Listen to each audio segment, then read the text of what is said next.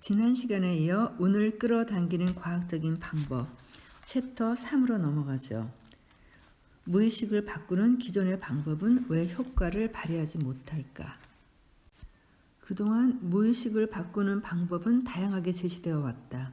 조셉 머피의 잠재의식의 힘, 나폴레온 힐의 생각하라 그러면 부자가 되리라, 책은 론다번의 시크릿 등 이 책들은 공통적으로 다음과 같은 구체적인 방법을 이야기했다. 첫째, 긍정적 상념을 강하게 품는다. 둘째, 긍정적인 말을 여러 번 되풀이한다. 셋째, 긍정적인 말을 써붙이고 반복해서 본다. 넷째, 긍정적인 이미지를 마음에 새긴다. 많은 사람들이 무의식 세계를 긍정적 상념으로 채우는 것의 중요성을 이해하며 이를 위해 제안하는 방법을 실천하지만 사실 이렇게 무의식을 바꾸는 소박한 방법만으로는 결코 무의식 세계를 바꿀 수 없다.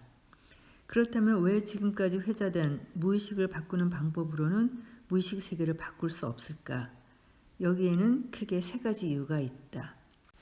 첫 번째 이유는 우리 무의식 세계에는 매일 수많은 부정적 상념이 계속해서 들어와 박히기 때문이다. 두 번째 이유는 우리 무의식 세계는 이미 상당히 많은 부정적 상념에 물들어 있기 때문이다. 그리고 이게 정말 중요한 것 같던데요. 세 번째 이유는 우리 무의식 세계는 표면 의식 세계와 반대되는 상념이 생겨나는 쌍극적 성질을 가지고 있기 때문에 긍정적 상념을 품으려고 하면 오히려 마음 깊은 곳에서 부정적 상념이 생겨나기 때문이다. 무의식 세계는 표면 의식 세계와는 반대되는 상념이 생기는 쌍극적 성질을 가지고 있는데, 즉 표면 의식 세계에서 아무리 강한 긍정적 상념을 가지고 있더라도 무의식 세계는 거꾸로 부정적 상념을 가지게 된다. 기존의 무의식을 바꾸는 방법이 별 효과가 없는 가장 큰 이유이기도 하다. 왜 이런 일이 벌어질까? 마음 세계는 전기 세계와 비슷하기 때문이다. 잘 알려져 있듯 전기의 세계에서는 플러스 전하와 마이너스 전하가 동시에 같은 양이 발생한다. 이 현상처럼 우리가 표면의식 세계에 플러스 상념, 즉 긍정적 상념을 강하게 끌어내면 실은 무의식 세계에서는 마이너스 상념, 부정적 상념이 반드시 발생한다. 예를 들어 시험이든 시합이든 일의 목표든 어려운 과제를 도전할 때 반드시 할 수 있어 라고 주위에 선언함을 할수록 마음속 깊은 곳에서는 과연 할 수 있을까? 못하면 어떡하지와 같은 망설임과 불안이 생겨난다. 이렇듯 표면 의식 세계에 긍정적 상념을 억지로 끌어내면 무의식 세계에는 반드시 부정적 상념이 생긴다. 무의식 세계가 가진 이 쌍극적 성질 때문에 기존에 주장한 무의식을 바꾸는 방법, 즉 긍정적 상념을 강하게 품는다, 긍정적인 말을 여러 번 한다, 긍정적인 말을 써붙이고 반복해서 본다 등등 이와 같은 방법은 별 효과가 없는 것이다. 그러면 이 무의식 세계가 가진 쌍극적 성질에 어떻게 대처하면 좋을까? 이 문제를 생각하기 위해 한 가지 사안을 고려해 보아야 한다. 누구나 표면 의식 세계에 긍정적 상념을 끌어내면 무의식 세계에는 부정적 상념이 생길까? 그렇지 않은 사람이 있는데 바로 천진난만한 어린아이다. 즉 천진난만한 아이에게는 애초에 부정적 상념이 없다. 반면 어른은 천진난만한 어린 시절을 졸업했을 뿐만 아니라 어정쩡하게 분별이 생겨버려 마음속에 쉽게 부정적 상념이 생긴다. 분별이란 그대로 진위, 선악, 미추, 나아가서는 달성과 좌절, 성공과 실패, 승리와 패배 같은 형태로 사물을 두 개로 나누는 행위이기 때문이다. 그래서 분별력 있는 어른은 어떤 긍정적 상념을 품는 순간 마음 한쪽에서는 그와 대치되는 부정적 상념을 품게 된다. 그런데 어른이라도 아이처럼 천진난만한 마음을 가진 사람에게는 이 같은 상념의 분리가 일어나지 않는다. 실제로 세상을 둘러보면 성공한 경영자 중에 천진난만한 마음을 가진 사람이 많다. 이들은 머릿속에 좌절, 실패, 패배 같은 말이 없지 않을까 싶을 정도로 낙천적이다. 그렇다면 누구나 어린아이처럼 천진난만한 마음을 가질 수 있는 건 아닌데 그런 천진난만한 마음을 못 가진 사람은 어떻게 해야 하나? 이 난감한 문제를 해결할 방법이 있다. 하지만 그것은 기존의 무의식을 바꾸는 방법이 아니다.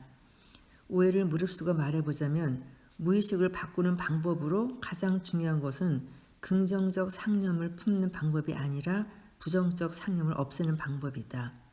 다시 말해 무의식 세계에 긍정적 상념을 침투시키기보다는 오히려 무의식 세계에 숨어있는 부정적 상념을 깨닫고 없애는 편이 훨씬 중요하다. 그렇다면 어떻게 부정적 상념을 없앨 수 있을까? 내가 실천하고 있는 3가지 방법이 있다.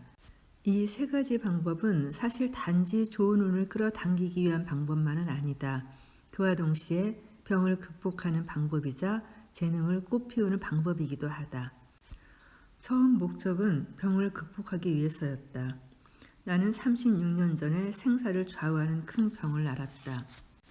이제 남은 날이 많지 않습니다. 의사의 선고를 받은 이후 나는 매일매일을 불안과 공포 속에서 지옥 밑바닥을 헤매는 나날을 보냈다. 그때 무언가가 인도하듯 스님 한 분을 만났다. 그 스님이 가르쳐준 것이 바로 마음 정화 방법이었다. 마음속에 있는 부정적 상념, 불안이나 공포, 후회나 자책, 또 불만이나 분노, 혐오나 증오 등을 뿌리부터 불식하는 여러 방법을 가르쳐 주었다. 죽음이 눈앞에 들이닥친 상황에서 지푸라기라도 잡는 심정으로 배운 방법을 계속해서 실천한 결과 신기하게도 병에 대한 불안과 공포가 사라지더니 후회나 자책감도 사라졌고 나가 마음속에 강한 생명력이 솟아나서 조금씩 병도 호전되었다. 그리고 10년 동안 이 방법을 계속 실천한 결과 어느덧 병이 사라졌다. 그리고 이 방법을 실천하면서 신기한 일이 하나 더 일어났다. 재능이 꽃피었다고나 해야 할까? 원래 연구자의 길을 걸어온 사람이 비즈니스 세계에서 창업가나 경영가로 다양한 일을 해낼 수 있는 것도 신기하지만 강사로 강연을 하거나 학원을 열어 다양한 인재 교육에 임하게 된 것도 신기하다. 게다가 이 마음 정화 방법, 즉 마음속에서 부정적 상념을 불식하는 방법을 우직하게 실천한 결과 얻은 것은 건강과 재능 꽃피우기만이 아니었다. 이 책의 주제인 운 끌어올리기라는 측면에서도 신기한 일이 일어났다. 이는 재능 꽃피우기와도 깊이 연결되어 있는데 인생과 일의 다양한 국면에서 필요할 때 필요한 사람과 만날 수 있게 되었다. 그야말로 싱크로니시티라고 부를 만한 사건이 일어나서 좋은 방향으로 이끌었다. 자, 이제 그럼 이 3가지 방법들에 대해 차근차근 알아보자. 먼저 첫 번째 방법, 무의식의 부정적 상념을 정화하는 방법입니다. 그것은 바로 평소 습관을 고쳐서 다음 3가지 습관을 익히는 방법이다. 첫 번째 습관, 자연의 위대한 정화력이 맡긴다. 두 번째 습관, 말에 숨겨진 정화력을 활용한다. 세 번째 습관, 화해의 상념이 가진 정화력을 이용한다. 그렇다면 첫 번째 습관인 자연의 위대한 정화력에 맡긴다는 무슨 뜻일까? 말로 표현하면 소박하다. 자연 속에 몸을 담그는 것. 자연에는 무의식 세계를 정화하는 위대한 힘이 있다. 하늘이나 구름이나 바다, 호수, 산, 숲, 나무, 화초, 아침해나 저녁해, 달이나 별 등 자연의 웅담이나 아름다움을 접하는 순간 우리 마음은 무조건 치유되고 정화된다. 자연이 가진 마음을 정화하는 힘은 단지 표면적으로 기분이 상쾌해지거나 마음이 씻겨 나가는 데서 그치지 않는다. 그것은 확실히 우리 무의식 세계에 부정적 상념을 씻어내고 정화하는 힘이 있다. 하지만 이런 자연의 정화력에 의지해 무의식 세계를 정화하기 위해서는 한 가지 중요한 것이 있다.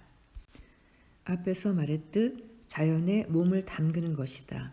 자연과 정면으로 마주하는 것이다.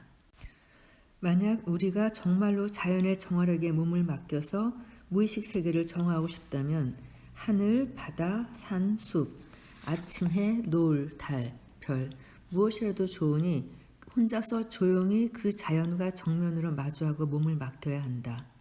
그리고 자연이 내 속으로 스며드는 이미지를 마음에 그려야 한다. 이때 조용히 그리고 천천히 신선한 공기를 깊이 들이쉬고 내뱉는 호흡법을 병행하는 것이 바람직하다. 만약 이 방법을 습관처럼 몸에 익히고 기회가 있을 때마다 실천한다면 우리의 표면 의식 세계는 물론이거니와 무의식 세계도 확실히 정화될 것이다. 중요한 것은 자연과 허심탄회하게 마주보는 일이다. 사실 자연에 몸을 담근다는 것은 가장 쉽게 명상의 마음 상태가 일어나는 방법이다. 우리가 자연 속에 몸을 두고 자연에 몸을 맡기며 자연의 훌륭함에 마음을 빼앗기는 순간 명상은 이미 일어나고 있다. 예를 들어 멋진 아침해를 보고 아 멋진 아침해야 같은 말이 떠오른다. 실은 이런 말이 생기기 직전의 한순간 바로 그 한순간에 우리 마음속에 명상 상태가 일어난다. 그리고 무의식 세계로 이어지는 문이 열린다. 하지만 그 직후 마음속에 감동의 말이 생길 때면 이미 우리는 표면의식 세계로 돌아가서 인위적 상태나 의도된 상태로 돌아가 있다. 이런 미묘한 상황을 이해할 때 자연 속에 몸을 담금으로써 순간적으로나마 깊은 명상 상태에 들어갈 수 있다. 그리고 명상이라는 마음 상태에서는 시간이라는 존재가 사라져 버린다. 따라서 명상의 길이가 아니라 명상의 깊이가 중요하다. 자연 속에 몸을 담근다는 기법 또한 영락없는 명상 방법이다. 그렇다면 두 번째 습관인 말에 숨겨진 정화력을 활용한다는 어떤 방법일까? 간단히 말하면 다음 두 가지 방법이다.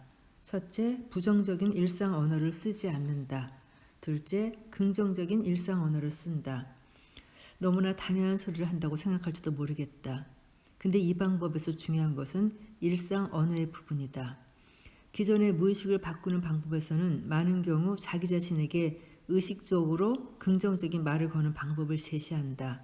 하지만 이미 말했다시피 우리가 무의식 세계를 긍정적으로 만들기 위해 표면 의식에서 의도적으로 긍정적인 말을 하면 무의식 세계의 쌍극적 성질 때문에 되레 부정적 상념이 생긴다. 어떻게 하면 무의식 세계에 영향을 주어서 이런 현상이 나타나지 않게 할 수 있을까? 이를 알기 위해 무의식 세계가 가진 또 하나의 중요한 성질을 이해할 필요가 있다. 그건 서브리미널 효과라고 영화 화면에 관객이 눈치채지 못하는 특수한 영상 프레임을 숨겨두어 관객의 무의식에 강력한 영향을 미치는 현상을 의미한다. 즉 무의식 세계에는 표면 의식이 알아채지 못하는 형태로 본 이미지가 침투하고 표면 의식이 알아채지는 못하는 형태로 전해진 메시지가 침투한다. 즉 서브리미널 효과는 우리 무의식 세계에 의도적으로 전달된 이미지나 메시지 말보다는 아무렇지 않게 보여준 이미지나 아무렇지 않게 전달된 메시지, 나아가 아무렇지도 않게 듣던 일상 언어가 더 강하게 침투한다. 따라서 부정적인 일상 언어를 쓰지 않는 것이 더 중요한데 예를 들어 글렀어, 무리야, 심하다, 최악이야처럼 상황을 감정적으로 강하게 부정하는 단어를 일상생활에서 가능한 써서는 안 된다. 또한 부정적인 일상 언어에는 우리가 알아두어야 할 무서운 성질이 또 하나 있다. 바로 주어가 빠지는 성질이다. 우리가 강하게 또 감정적으로 누군가를 비난하거나 부정하는 말을 하면 무의식 세계에서는 그 말에 주어가 빠져서 스스로가 우리에게 되돌아온다. 가령 저 녀석은 틀려먹었어. 저 사람은 반드시 실패할 거야.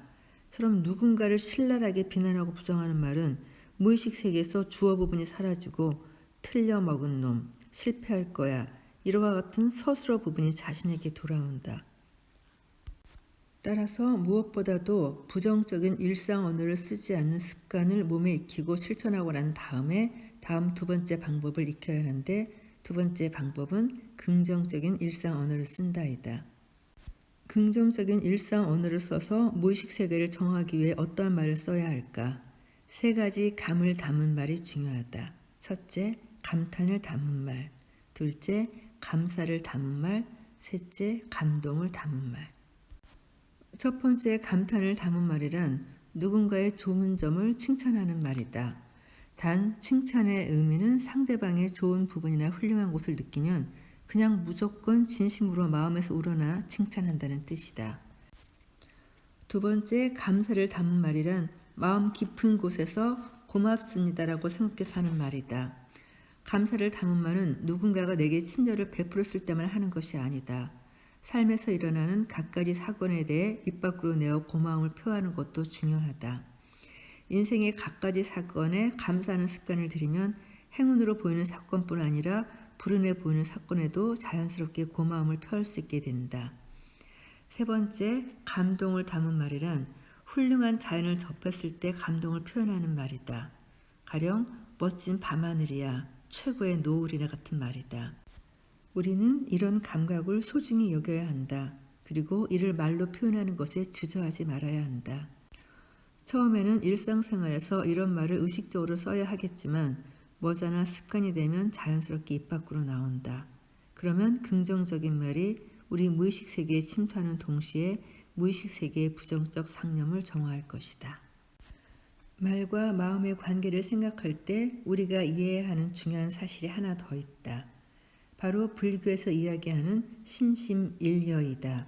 이는 우리의 마음과 몸은 본래 하나이며 마음이 몸의 자세를 바꾸는 동시에 몸이 마음의 자세를 바꾼다는 뜻이다. 마찬가지로 말을 넓은 의미에서 신체라고 한다면 마음 상태가 말을 바꿀 뿐만 아니라 말도 마음 상태를 바꾼다. 다만 이런 신심일여의 이치를 활용하여 말로 마음에 영향을 주려고 한다면 한 가지 주의할 점이 있다. 일상적으로 무슨 말을 할 때 마음과 말이 일치되어야 한다. 가령 고맙습니다라고 말할 때는 마음속에도 고마움의 감정을 품고 누군가를 훌륭하다고 칭찬할 때는 마음속에도 훌륭하다는 생각을 품고 말해야 한다. 너무 당연한 말이지만 세상을 둘러보면 마음과 말이 일치하지 않는 사람이 적지 않다. 그리고 이런 태도가 일상 습관이 된 사람은 신심일여의 이치를 활용하여 말로 무의식 세계에 영향을 주려 해도 잘 되지 않는다. 그럼 무의식 세계를 정화하는 세 번째 습관, 화해의 상념이 가진 정화력을 이용한다는 어떤 방법일까? 이는 일상생활이나 일과 관련된 인간관계에서 마찰이나 갈등, 반목, 충돌이 있는 사람과 마음속으로 하나하나 화해하는 방법이다. 이 방법이 유효한 이유는 우리 마음속에 있는 부정적 상념은 대부분 인간관계의 마찰이나 갈등, 반복, 충돌에서 생겨나기 때문이다. 누구에게나 마음속에 자아가 있고 인간적인 미숙함을 끌어안고 살아간다. 그러다 보니 가족이나 친척과의 인간관계, 친구나 지인과의 인간관계, 일과 관련된 인간관계를 비롯해 다양한 상황에서 다른 사람과의 마찰이나 갈등으로 골치 아픈 문제에 직면한다. 그리고 이런 것들이 우리 마음속에 상대방에 대한 불안이나 공포, 불만, 분노, 혐오, 증오 같은 부정적 상념을 낳아 갖가지 문제를 야기한다. 부정적 상념이 무의식 세계에 부정적인 것을 끌어당겨서 나쁜 운을 만든다고 여러 차례 설명했는데 여기서 중요한 것은 다양한 인간 관계에서 생겨나는 마음속의 부정적 상념에 어떻게 대처할 것인가이다. 이런 부정적 상념에 대처하기 위한 확실한 방법이 하나 있다. 바로 모든 사람과 화해하기다. 그렇다고 모든 사람을 다 일일이 만나서 화해하란 말은 아니다. 즉 현실 세계가 아니라 마음 세계에서 그 사람들과 화해한다는 뜻이다. 마음 세계에서 사람들과 화해하기 위해서는 세 가지 절차를 연속해서 실천해야 하는데 첫 번째 순서로는 마음 세계를 조용히 내관하여 마음에 맺힌 것이나 마음의 응어리를 발견하고 그 대상이 된 사람을 떠올린다.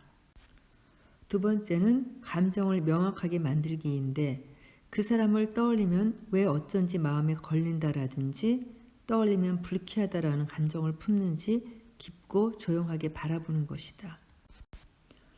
세 번째 할 일은 상대와 화해하기이다. 이렇게 자기 마음속에 있는 어쩐지 마음에 걸리고 떠올리면 불쾌해지는 맺힌 것이나 응어리진 감정을 깨닫고 그것을 조용히 바라보고 있으면 자연스럽게 그 감정이 향하는 대상과 마음을 똑바로 마주할 수 있게 된다. 여기서 똑바로 마주한다는 의미가 중요하다. 삐딱한 태도로 보지 않고 마주 본다는 뜻이다. 이렇게 해서 화해의 상념이 가진 정화력을 이용하는 세 가지 방법과 순서를 알아보았다. 오늘 녹음 여기서 마치도록 하고요. 다음 시간에는 챕터 5번째 인생의 부정적인 경험을 플러스로 전환하는 방법에 대해서 알아보도록 하지요. 감사합니다.